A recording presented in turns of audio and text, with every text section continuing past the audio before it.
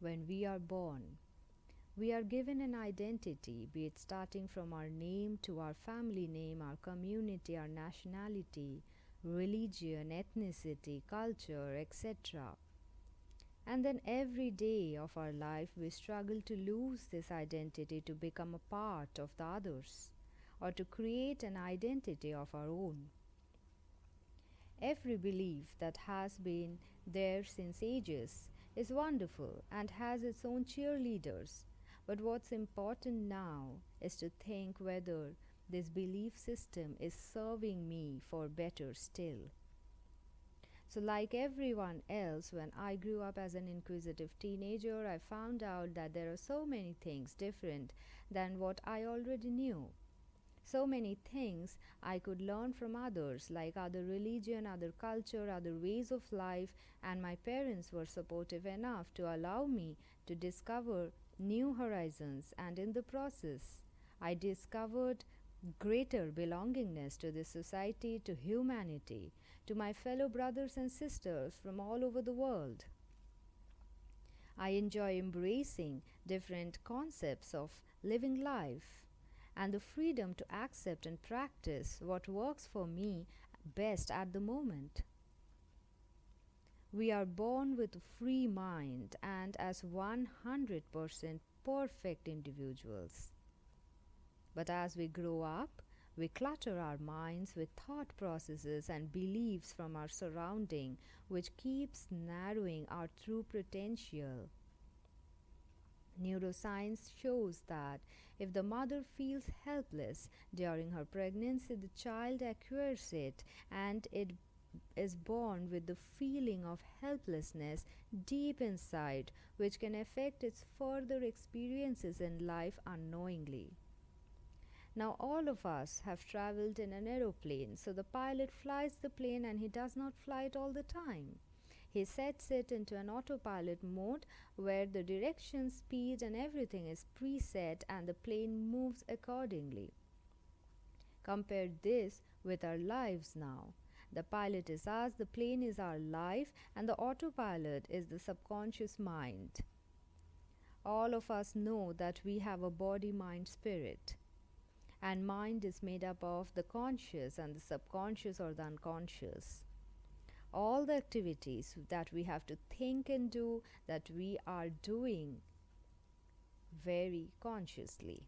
And all the other activities, be it brushing our teeth or just breathing, is done by the autopilot, that is the subconscious behavior that has been developed through habits and patterns.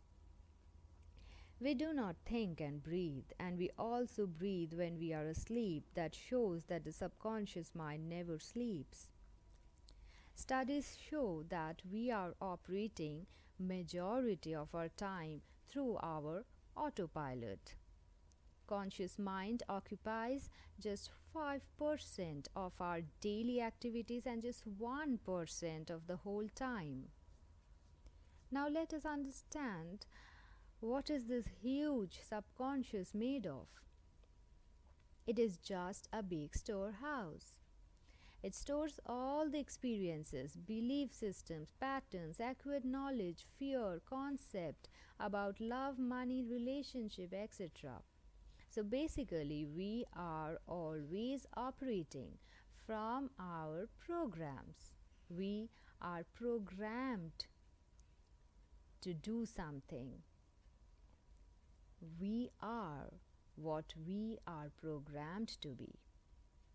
So if we have been hearing from childhood that money is hard to earn, or money is never enough, or money goes out quickly than it comes in, this forms our basic belief system about money.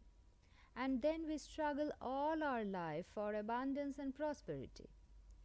Breaking up with an abusive boyfriend will attract another abusive partner because abuse is the known experience stored in the mind and not unconditional love. Though consciously we may try hard to find a non-abusive loving partner, but conscious mind is just 10% powerful. There is another very common belief that we are results of our DNA and that we cannot change our basics because it's in our genes. An experimental study showed that an adopted child brought into a family where cancer runs hereditary in their genes also acquires cancer, though she has complete different genetics, and a child from the same family who is growing somewhere else completely unknown of her familial origin does not have cancer ever, though it was genetic to her. We cannot change DNA or genetics, but we can definitely change the outcome.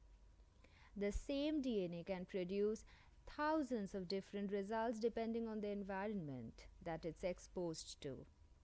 Science has shown that the same stem cells can produce muscle tissue, fat tissue, bones depending on the environment it's exposed to. So, what do you understand from this about life? You are a community of cells, millions and trillions of cells. So, exposed to a negative environment can bring in a lot of sickness, while a positive environment can boost you up. That is why it is so important for a child to grow up in the right ambience. Our parents give us what they have known from their parents, who give them what they have acquired in turn. And this is how the programs that operate us are created in no time. And we develop all these beliefs that I am not good enough, I have to work harder, I am not perfect, and so on. We gradually become our parents, our relatives, our teachers, and when a friend says, "Oh Sam, you are so much like your father," and Sam might hate his friend for saying that, except for the fact that everybody else out there notices, apart from Sam himself, that he is downloading his father's programs into him every day. And there may be thousands of good things to download as well, but he also downloads the criticism, the insecurities, the failures, the abuse, the loneliness, and many other negative experiences that belongs to his father that he might have gone through his life. We are always judged as we grow up in terms of merit, looks, etc., and in turn we judge others as adults too. We criticize ourselves and others. We always crave for that perfect relationship in our life because deep inside is that inner child still waiting and craving for love and acceptance, while the adult us is competing every day for approval from others. We wait for love from others, but how can you expect another person to love you the way that you cannot love yourself? Emptiness attracts emptiness. Insecurity attracts the same. So, to attract a perfect relationship, you should first have a perfect relationship with yourself. See how much do you love yourself? How can any disease prevail in your body if you love and care for your body so much? When every cell of your body feels the freshness of forgiveness and releasing the past and breathes in self-love, it has no option than to be healthy. When you dress up for your office, like every day, you do it in 10 minutes. But when you dress up for your date, you take an hour or maybe more than that. This is because you do not want to submit to the autopilot or your habits or your programs. At that time, you want to consciously make yourself look perfect. And this is the honeymoon period when you are in love. But then time goes on and you are occupied with so many things to think about, and unknowingly you submit to your habits. And this comes in as a surprise to your partner, who starts complaining that you have changed. But you become confused and you say, "I was always like this." So we have the power to choose how to operate our life, how to create a better future, how to change our autopilot into programming that supports us in achieving our dreams, what we want to do, what we want to get, and not what has been imposed on us that makes us feel insufficient and inadequate. You are perfect. Love and embrace yourself the way you are at the moment. Because if you cannot accept yourself now and wait for that perfect job or that promotion or that weight loss to love yourself, then you are denying the now you, which in turn cannot change and create a beautiful future you. You have to acknowledge the now existence of yourself to create a beautiful future existence of yourself. To become a good healer, you need not be a cancer survivor or a divorced or a struggling person with a terminal disease. You can just be another person who feels tired to throw the dustbin at the end of the day, or just feels that making bed is a huge job. And everybody out there is struggling with something or the other, and it's as big as anybody else's struggle. Respect your existence. Give yourself the self-worth. Everyone is a healer when you can heal yourself, and your journey begins with simple changes in your thought. Change the way you think or say something, because every thought you think and every word you say is creating your future.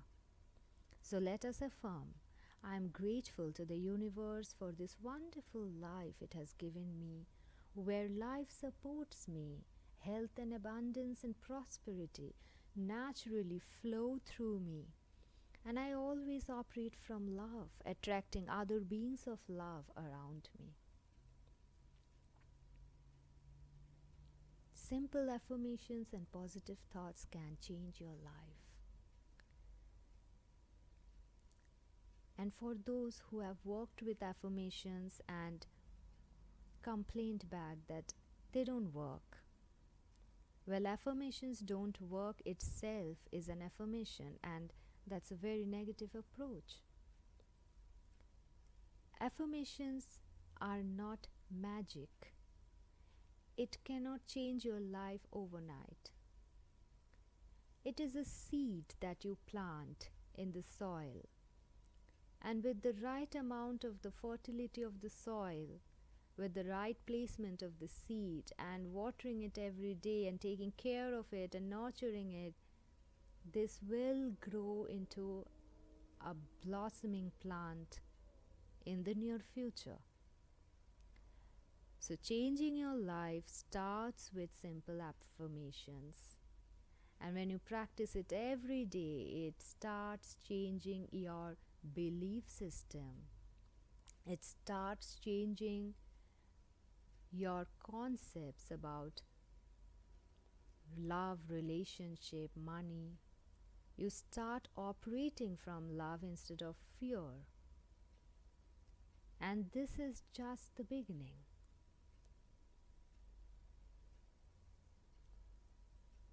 I wish you all the best. I wish